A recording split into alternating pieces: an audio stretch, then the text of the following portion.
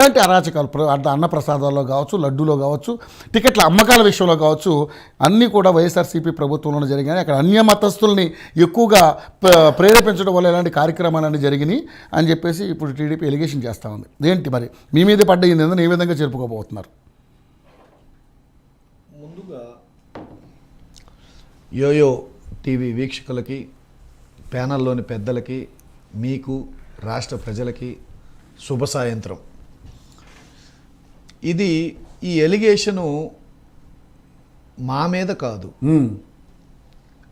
తిరుమల తిరుపతి దేవస్థానం ఆ దేవదేవుడు వెంకటేశ్వర స్వామి మీద, హిందూ విశ్వాసుల మీద, ఆ భక్తుల మనోభావాల మీద. ఇక్కడ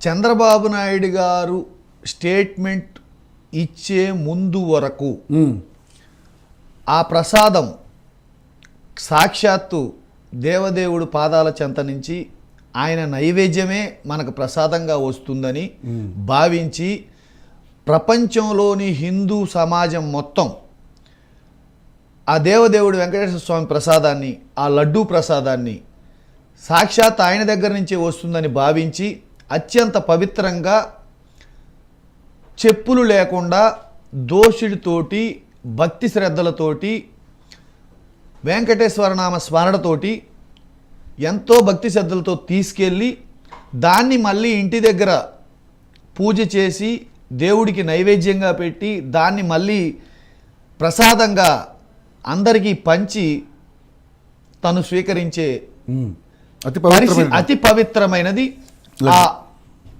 లడ్డూ ప్రసాదం.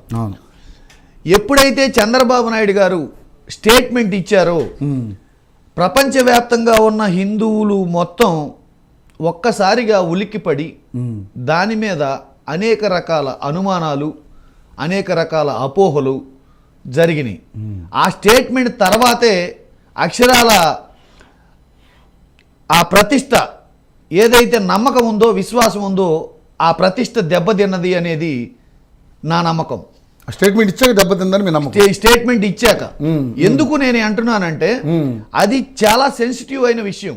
ఓకే, పరిపాలనలో ఉండి, పాలనలో ఉండి చర్యలు తీసుకోవాల్సిన బాధ్యతాయుతమైన పదవిలో ఉండి మనకు ఒక ఇన్ఫర్మేషన్ వచ్చినప్పుడు, ఇలా జరిగిందని తెలిసినప్పుడు దాన్ని అత్యంత గోప్యంగా ఇన్వెస్టిగేట్ చేసి ముద్దాయిని తేల్చి కన్ఫైన్ చేసి ఇతను ఈ నేరం చేశాడు, ఇతను ఈ అరాచకం మొత్తానికి కారణం అని చెప్పేసి కస్టడీలోకి తీసుకొని ప్రొజెక్ట్ చేసి ఇవ్వాల్సిన స్టేట్మెంట్ అది. అవేవి చేయకుండా జూలై 17వ తారీఖు ల్యాబ్ రిపోర్ట్ వస్తే ఇప్పటి వరకు అవేవి చేయకుండా ఎంతో ఈజీగా, ఎంతో చులకనగా ఒక రాజకీయ సభలో, ఎమ్మెల్యేల సభలో దాన్ని అంత ప్రతిష్ట కలిగిన వెంకటేశ్వర స్వామి యొక్క ప్రసాదం మీద స్టేట్మెంట్ ఇచ్చి ఇంతవరకు, స్టేట్మెంట్ ఇచ్చిన తర్వాత కూడా ఇంతవరకు ఆ నేరస్తుల్ని పట్టుకోకపోవటం, చర్య తీసుకోకపోవటం, ఎంత బాధ్యతారహిత్యం, ప్రభుత్వం ఎంత బాధ్యతారహితంగా, ఎంత చులకనగా ఆ దేవదేవుడు వెంకటేశ్వర స్వామిని చూస్తుందో మనం గమనించాలి. ఇక్కడ నేనేమంటానంటే అది వైఎస్ఆర్సీపీయా, సుబ్బయ్య, ఎల్లయ్య, పుల్లయ్య అనేది కాదు. ఇక్కడ ఆ దేవదేవుడు వెంకటేశ్వర స్వామి ప్రసాదంలో తప్పు జరిగింది, అదే కదా ఆయన చెప్తుంది. చెప్పినప్పుడు చర్య ఎవరు తీసుకోవాలి? అది జరిగింది, మీరు చెప్పింది నిజమే అనుకుందాం, జరిగింది, చర్య ఎవరు తీసుకోవాలి?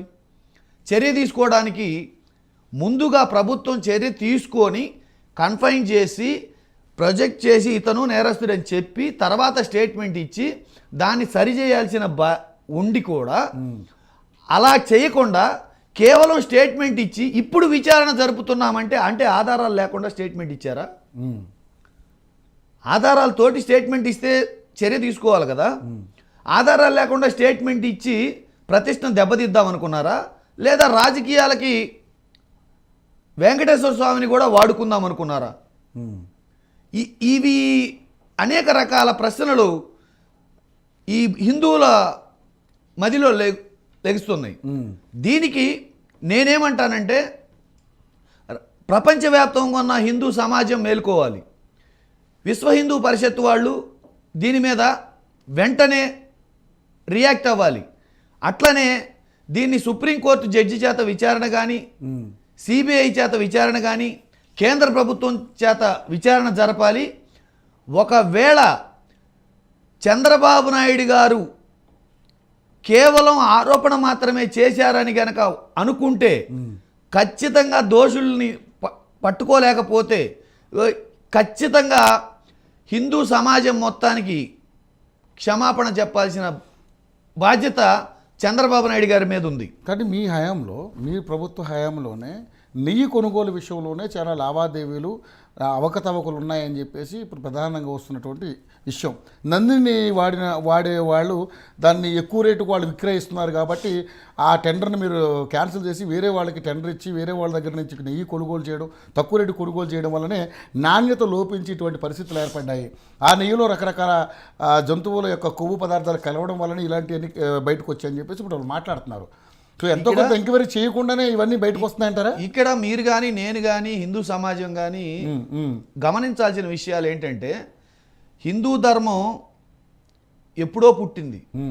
ఆ దేవదేవుడు వెంకటేశ్వర స్వామి కలియుగ దైవం. తిరుపతి ఇప్పుడు వెలిసింది కాదు తిరుపతి.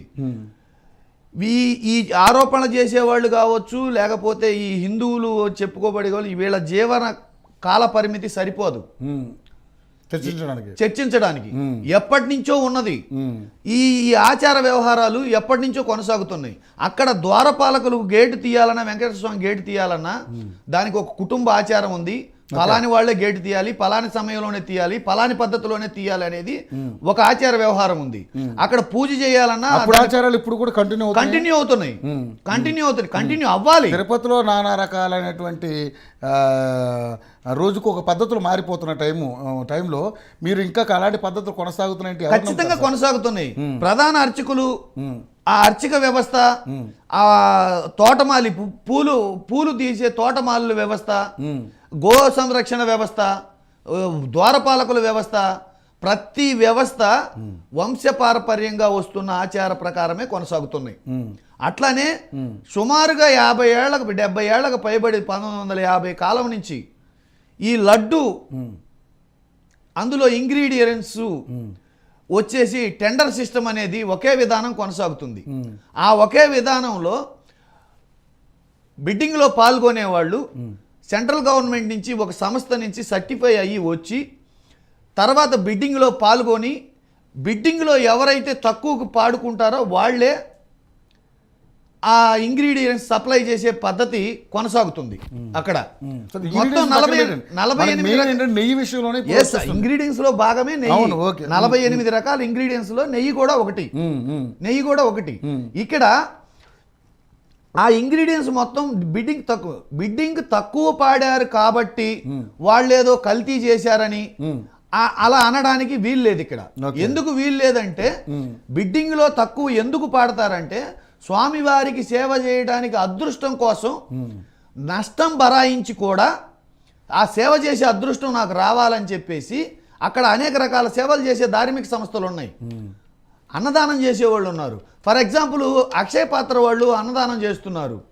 వాళ్ళు క్యాలిక్యులేషన్ ప్రకారం లెక్క చూసుకుంటే అక్కడ వాళ్ళు పెట్టే ఫుడ్కి వాళ్ళు పెట్టే రేటుకి సంబంధమే ఉండదు. అట్లనే ధార్మిక సంస్థలు నిలువు దోపిడీ చేసేవాళ్ళు వెంకటేశ్వర స్వామికి ఎంతోమంది ఉన్నారు. హుండీల్లో కోటాను కోట్లు వేసేవాళ్ళు ఉన్నారు. అక్కడ పదవులు అనుభవించే వాళ్ళు కూడా ఆదాయం కోసం, దేనికోసమో కాదు, కేవలం గౌరవం కోసం, వెంకటేశ్వర స్వామి సన్నిధిలో ఆయన భక్తి కోసం, ఆయన దీనికోసం అక్కడ పనిచేసే వాళ్ళు ఉంటారు. ఈ విషయాలన్నీ మర్చిపోయి పూర్తిగా రాజకీయం చేసి దీన్ని రాజకీయంగా పలానా పార్టీ వాళ్ళ హయాంలో ఇలా జరిగింది అలా జరిగిందని పని చేయాల్సిన ప్రభుత్వం, చర్యలు తీసుకోవాల్సిన ప్రభుత్వం ఆరోపణలు చేయటం ఏంటండి? ఆయన చేసే ఆరోపణలు నిజమనుకో, ఒకవేళ ఆయన చేసే ఆరోపణలు నిజమనుకో, వైఎస్ఆర్సీపీ హయాంలో, మా ప్రభుత్వ హయాంలో తప్పులు జరిగినాయి అనుకో, చర్యలు ఎవరు తీసుకోవాలి? రైట్. చర్యలు ఎవరు తీసుకోవాలి? చర్యలు ఎందుకు తీసుకోవట్లేదు? ఎంక్వైరీలో తేల్చిన తర్వాత కదా చర్య ఎంక్వైరీలో చేయకుండా నువ్వు ఆరోపణలు ఎలా చేస్తావు? అంత ప్రతిష్ట కలిగిన దాని మీద Okay. ప్రతిష్ట దిగజార్చేటట్టు ఏ ఆ ఎంక్వైరీ లేకుండా, Right. ఏ ఆధారాలు లేకుండా అసలు ఆరోపణ ఎలా చేస్తావు? Right. అంటే ప్రతిష్టను దిగజారుస్తావా? రైట్ రైట్ ఒక్కొక్కటి రేపొద్దు నా ఎంక్వైరీలో తేలలేదు, ఎంక్వైరీలో తేలలేదు, నువ్వు చెప్పింది అబద్ధం అని వస్తుంది. ఈ దేవదేవుడు దిగజారిపోయిన ప్రతిష్ట, దానికి బాధ్యులు ఎవరు? ఈ ప్రసాదం చేసిన ఆరోపణలు చేసిన దానికి బాధ్యులు ఎవరు? ఎవరు దీనికి బాధ్యత వహించాలి? Okay right. ఓకే, ఒకవేళ నిజంగా అటువంటి పరిస్థితులు ఉంటే దానికి ఫర్దర్గా ఏం జరగాలనేది వాళ్ళకి అనుకుందాం. రైట్. ఇప్పుడు బోస్ గారు, నిజంగానే మరి ఇటువంటి కార్యక్రమాలు గతంలో కూడా ఏదైతే ఫుడ్ మీద వచ్చింది, అక్కడ పెట్టే ఫ్రీ ఫుడ్ మీద కూడా సరైన నాణ్యత లేదు అని చాలామంది మాట్లాడారు. చాలామంది దాని మీద ఎలిగేషన్ చేశారు. ఇది పెద్ద పెద్ద మేధావులే చేశారు. అయినా కూడా దాన్ని పెద్ద పట్టించుకోలేదు.